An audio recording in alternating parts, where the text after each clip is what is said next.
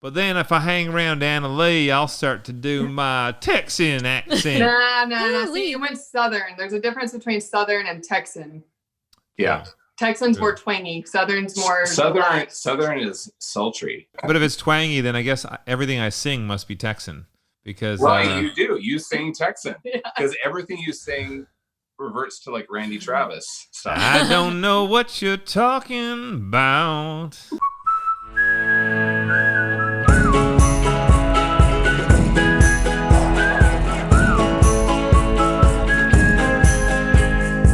So we've been renovating since the early to mid 90s. There have been some dumb things that we've done, and there have been some things that before Jonathan went to school for construction design, we learned along the way. What's the dumbest thing that you think you've ever done in construction? Okay, there's two, actually. I'll just say them very briefly. One wasn't me. One was, I think it was you and Jonathan, actually.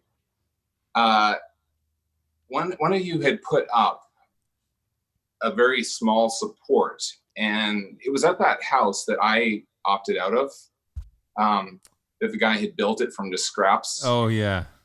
And so they'd supported the frame on the lower level with like a 2x4.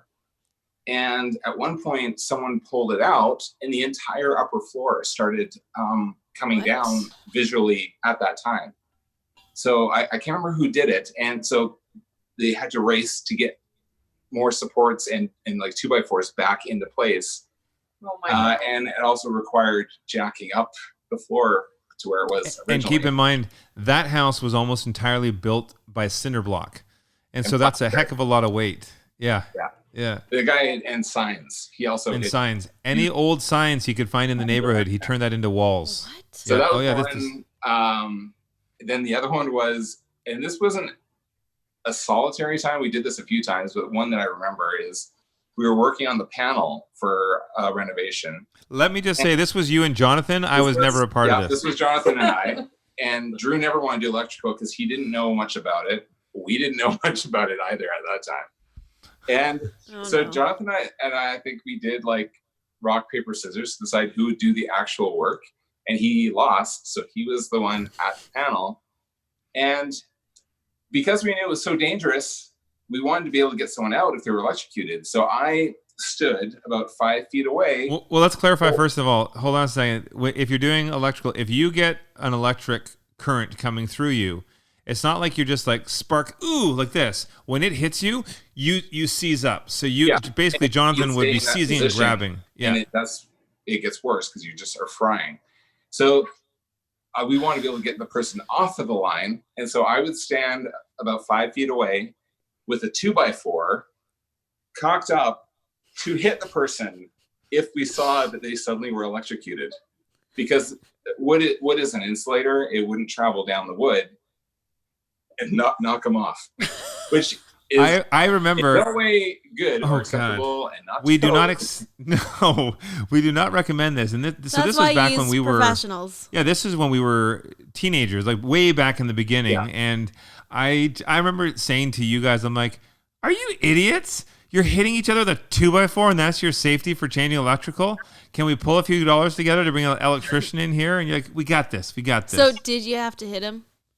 Not that time, no. No. I remember, I'm going to say one, though. Do you remember you and I, this is just you and I flipping this house down in Maple Ridge where we were born, or where we grew up. And it was the house, so it was you, me, and Orion in the house. And we were renovating as we went, and we had already done the new kitchen, but it was very basic. So it was laminate countertops in there, and we had some tile flooring in the kitchen.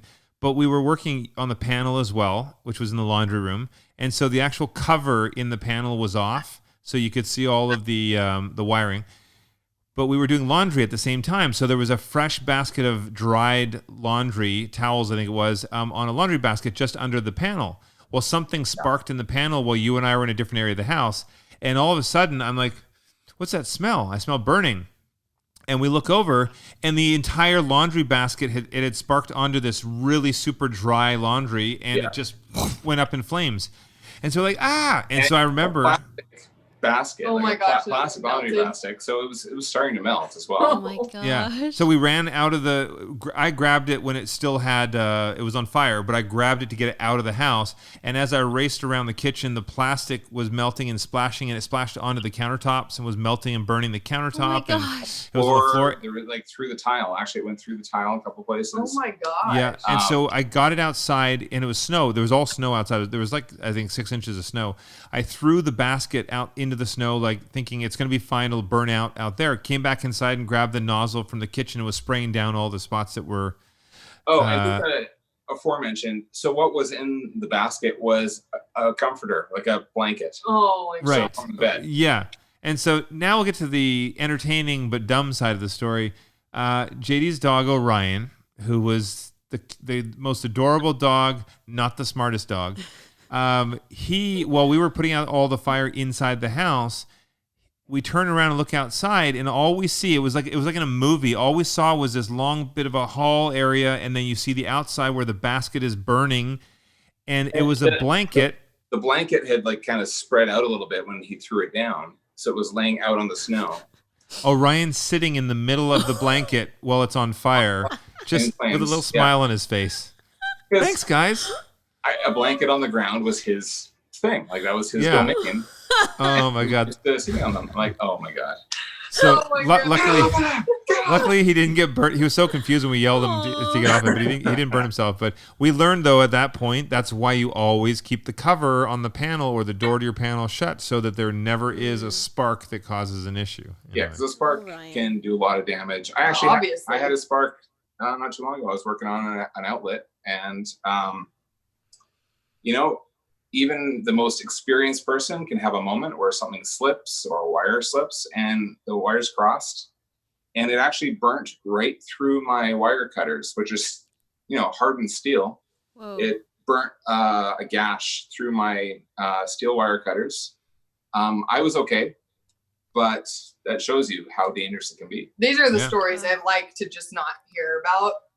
Yes. Well, this is also just not the experience. reminder as to why you always leave it to professionals. Like, now, obviously, we've been doing this for a very long time, but like you said, things can still happen, and we're always telling homeowners, don't try and just tackle everything yourself. Don't be dumb, and don't feel like you can do everything. You gotta have the right materials, and you gotta have the right gear when you're doing that kind of work. And don't sit in the middle of a burning blanket. Oh. Okay. Well, on that note, I think it's time for us to head out. I will never get that out of my brain. What is it? I don't know. It's your He-Man shirt. There's something He-Man about you.